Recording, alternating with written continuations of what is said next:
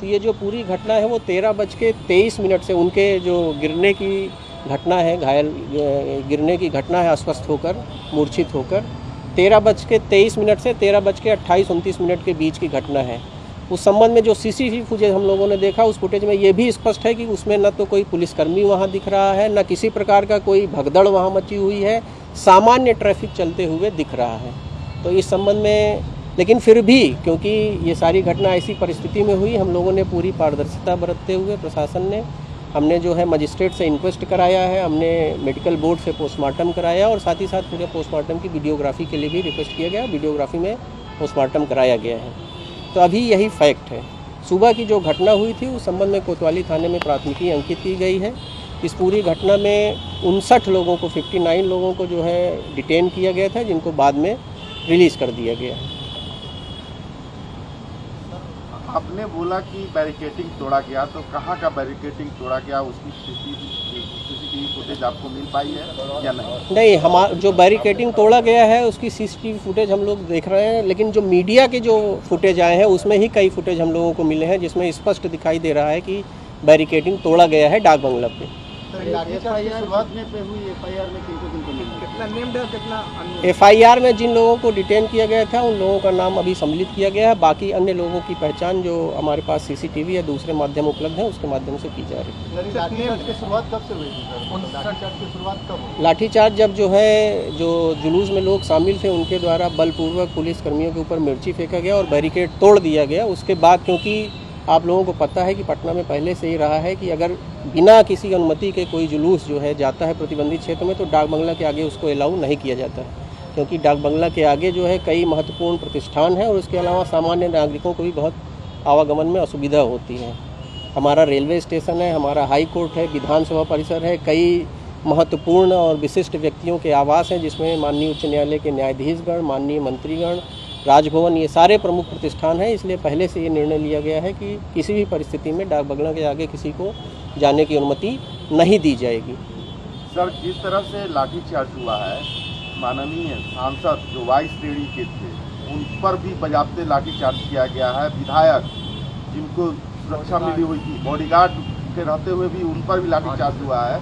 तो ये क्या बैरिकेडिंग तोड़ रहे थे या फिर वो कहीं और उपद्रव कर रहे हैं? मेरे ख्याल से आप देखेंगे हम लोगों ने बहुत सारे वीडियो जो है पब्लिक डोमेन से कलेक्ट किए हैं और स्पेसिफिकली तो हम किसी के बारे में अभी नहीं कह सकते हैं, लेकिन बैरिकेड तोड़ते हुए भी ऐसे लोगों के वीडियो हैं जिनके वीडियो बाद में जिन पर पुलिस लाठी चलाते हुए दिख रही है, ऐसे लोगों के वीडियो बैरिकेडिंग तोड़ते हुए भी हैं।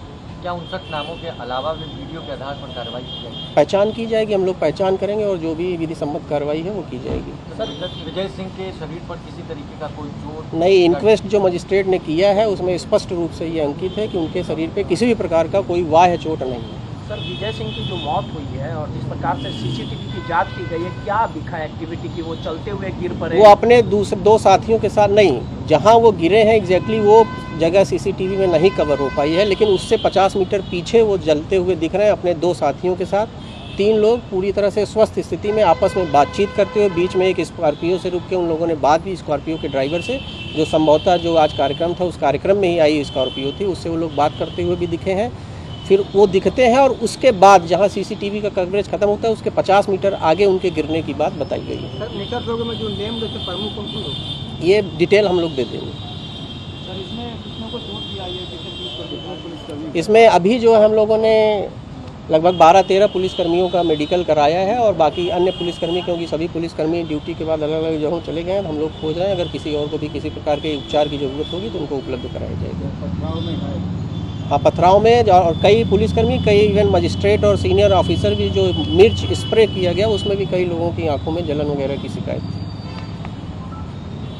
सर, पटना यूनिवर्सिटी में बमबारी गोलीबारी की घटना, इस संबंध में जो है विस्तार से सूचना आपको लिखित रिपोर्ट के माध्यम से दे दी जाएगी। सर, जो मृतक हैं विजय सिंह, उनके साथ जो 2 लोग थे, क्या उन लोग पहचान कर लिए गए, उनसे बात हो गई? नहीं, उनसे बात हो गई। उनका रिकॉर्डेड वीडियो स्टेटमेंट भी हमारे पास उपलब्ध है जिसमें उन्होंने स्पष्ट रूप से ये बताया है कि हम लोग जो है गए नहीं थे डाक बंगले की तरफ, हम लोग जाने की बात ही कर रहे थे।